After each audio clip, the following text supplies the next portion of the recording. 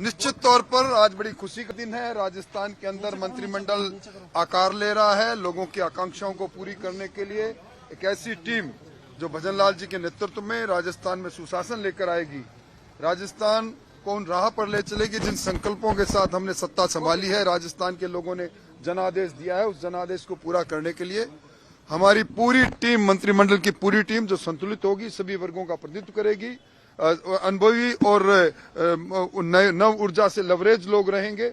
अब थोड़े ही समय के बाद आपके सामने आएगा। आप भी मंत्री बनने जा रहे हैं राजेंद्र जी? मेरे पास कोई जानकारी नहीं। मैं चुनाव में पराजित व्यक्ति हूं, इसलिए मेरा कोई अधिकार भी नहीं, इसलिए मेरे पास कोई जानकारी नहीं। मैं तो शुभकामनाएं देने आया हूं।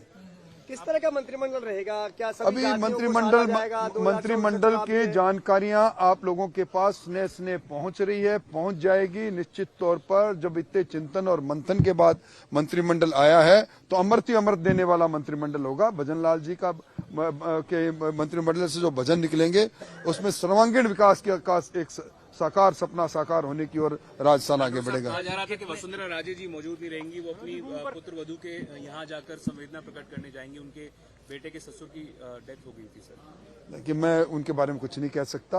उनकी व्यक्तिगत, कई बार राजनीति में काम करने वाले नेताओं के भी व्यक्तिगत तौर पर, सामाजिक तौर पर अचानक इस प्रकार की बातें आ जाती है, इसको अन्यथा नहीं लेना चाहिए। भाई साहब, कितने मंत्रियों को इस मंत्रिमंडल इसमें इसके बारे में बताने का अधिकार मेरे को नहीं, पर मैंने कहा ना मंत्रिमंडल अब जल्दी आप लोगों के सामने होगा। परसों पीड़ा समाप्त हो चुकी है, बहुत अच्छा मंत्रिमंडल है। मोदी जी है तो मुमकिन है, तो राठौर साहब मंत्री क्यों नहीं बन सकते? नहीं, मेरा कोई अधिकार नहीं है, मेरा कोई अधिकार नहीं है।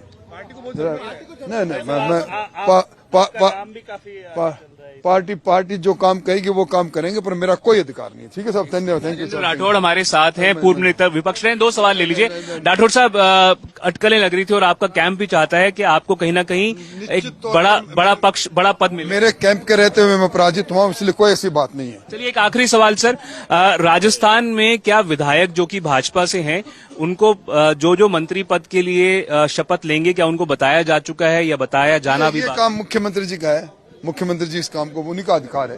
के लिए कुछ ऐसा संदेश मिला है, क्योंकि आपने काफी टाइम से पिछले गुट सरकार में भी आप मंत्री रहे थे, तो कुछ ऐसे संदेश आए हैं क्या आपके लिए? अभी तो कोई संदेश आया नहीं मेरे पास, और आपके पास आया हो तो मुझे भी जानकारी देंगे तो अच्छा रहेगा। कौन कौन सर आई हो आपके पास, आपको शपथ ग्रहण करनी है? वो तो सुबह से कम अभी 150 फोन आ गए मेरे पास। पार्टी की तरफ से कोई आई है सर? नहीं, सभी पार्टी कार्यकर्ताओं के आए हैं। पार्टी नेतृत्व की तरफ से कोई कॉल आया है कि आपको शपथ लेंगे? नहीं, अभी नहीं, ऐसा कुछ नहीं। सर, मंत्री बनने वाले विधायक को सीएम साहब खुद फोन कर रहे हैं, आपके पास फोन है? अभी नहीं आया, हो सकता है और के पास आया हो, मेरा नीचे नाम हो। क्या लगता है सर, आप कोटा से आते हैं, आपको लगता है कि जिस तरह से सरप्राइज एक एलिमेंट रहा है, सीएम की नियुक्ति हो या फिर उप मुख्यमंत्री की हो, क्या आपको लगता है कोटा से आपका नाम भी मंत्रिमंडल में आ सकता है? 115 मान्य विधायकों में से किसी का भी नाम हो सकता है, उसमें मैं भी शामिल हूँ। राम मंदिर में आपकी काफी ज्यादा, वहाँ पे राम मंदिर आंदोलन जो था उसमें काफी आपकी हिस्सेदारी रही है, तो कुछ ऐसा लग रहा है कि राम मंदिर भी बनने जा रहा है, तो एक गिफ्ट के तौर पे आपको भी मंत्री बनाया जा सकता है? गिफ्ट के तौर पर तो मेरे को पद विधायक बनाया जा चुका है, और मैं फरवरी 90 से विधायक हूँ। आप काफी मुखर नेता रहे हैं। अशोक गहलोत के कार्यकाल में आप कई बार अपनी आवाज भी उठा चुके हैं अलग अलग मुद्दे पर। क्या आपको लगता है कि पार्टी में, आपने कहा 115 में से कोई भी मंत्री बन सकता है, पर आपको लगता है क्या कि अगर आपको मंत्री बनाया जाता है तो पार्टी ज्यादा सशक्त हो सकती है लोकसभा चुनाव से पहले? मैंने कहा ना, पार्टी तो सशक्त है ही। ज्यादा सशक्त हो सकती है क्या? बहुत ही सशक्त है, और जब माननीय मोदी जी जिसका नेतृत्व कर रहे हैं उसमें सशक्त की कोई गुंजाइश और नहीं है कि भाई कहीं कमजोर हो। और 400 सीटें लोकसभा की जीत करके माननीय नरेंद्र जी मोदी फिर प्रधानमंत्री बनेंगे। सबको बेताबी है, मंत्रिमंडल किस तरह का होगा, कितनी संख्या होगी?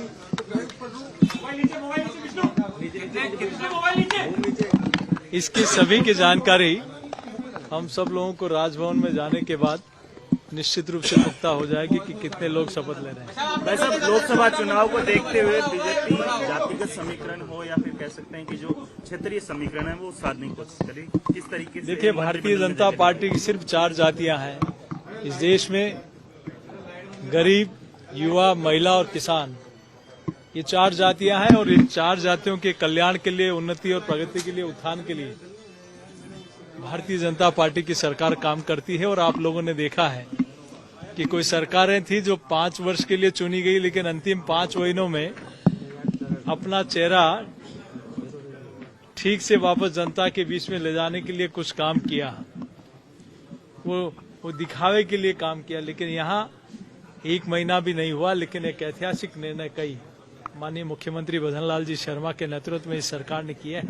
तो आने वाले समय में भी मंत्रिमंडल के गठन के बाद निश्चित रूप से ही एक विकसित भारत, प्रगतिशील राजस्थान, विकसित राजस्थान, सशक्त और समृद्ध राजस्थान, इस दिशा में माननीय भजनलाल जी के नेतृत्व में इस दिशा में सरकार भाई काम साहब, करेगी। आपने कहा कि बीजेपी के अंदर 4 जातियां हैं, युवा है, इसके अलावा महिला वर्ग है, तो इस मंत्रिमंडल में क्या युवाओं को ज्यादा मौका दिया जाएगा बीजेपी की तरफ? जल्दी आपको कुछ ही घंटे पड़े हैं और आज करणपुर में एक बहुत बड़ा परिवार और कई लोगों ने आज भारतीय जनता पार्टी की सदस्यता भी ग्रहण की है। तो ये स्पष्ट संकेत है कि यहाँ भी कमल खिला है और कमल करणपुर में भी कमल खिलेगा। भाई साहब, युवा जाति को क्या इस मंत्रिमंडल में जगह दी जाएगी? ये मैं लाल सिंह जी से पूछ के बताता हूँ। भजनलाल जी कई बार दिल्ली जा चुके हैं, मुलाकात कर चुके हैं, तो क्या सारे नाम जो है केंद्रीय नेतृत्व की तरफ से ही डिसाइड किए गए हैं? जयपुर से कुछ डिसाइड हुआ है? देखिए, माननीय भजनलाल जी इस दिशा में, चूंकि वो प्रदेश के माननीय मुख्यमंत्री हैं और चूंकि नेतृत्व ऐसा कांग्रेस पार्टी में होता है कि हाईकमान हम चलाते हैं, दिल्ली हम चलाते हैं, सारी व्यवस्था हम करते हैं, लेकिन यहाँ आदरणीय प्रधानमंत्री जी के, आदरणीय राष्ट्रीय अध्यक्ष जी और आदरणीय गृह मंत्री जी के नेतृत्व में राजस्थान की जनता ने मैंडेट दिया है, उनका कुशल मार्गदर्शन मिला है।